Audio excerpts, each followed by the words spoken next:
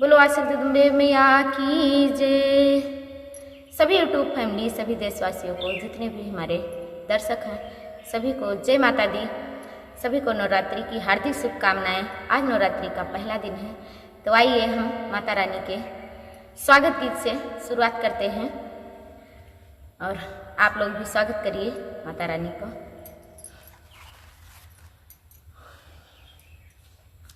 सब मिले खुशियाँ मनाई हो, माई हमारा गईल। सब मिल खुशियाँ मनाई हो, माई हमारा गईल। नाच गाई बाटी ला मिठाई हो, माई हमारा गईल। हो आइल बाटे नवरात्रि के दिनवा, चल के पूजा करी माई के भवनवा।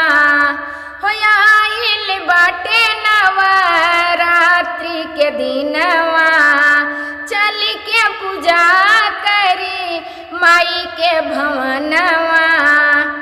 नारीवर चुनरी चढ़ाइब हो, नारीवर चुनरी चढ़ाइब हो, माई हमारा गईल।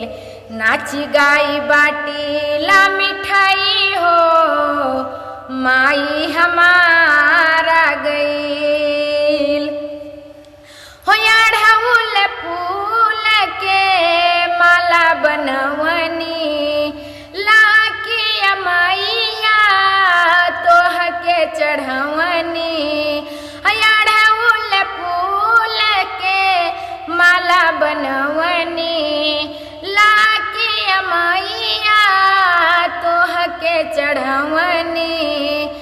द्वारे बधाई बजवाई हो, माई हमारा गईल। द्वारे बधाई बजवाई हो, माई हमारा गईल। हो नाच गाई बाटी ला मिठाई हो, माई हमारा गईल।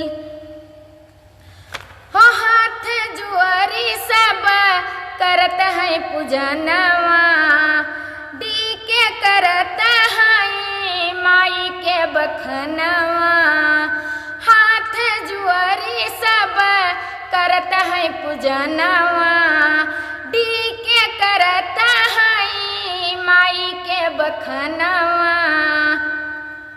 हो कामनी के संग कट मिटाई हो, कामनी के संकट मिटाई हो, माई हमारा गईल।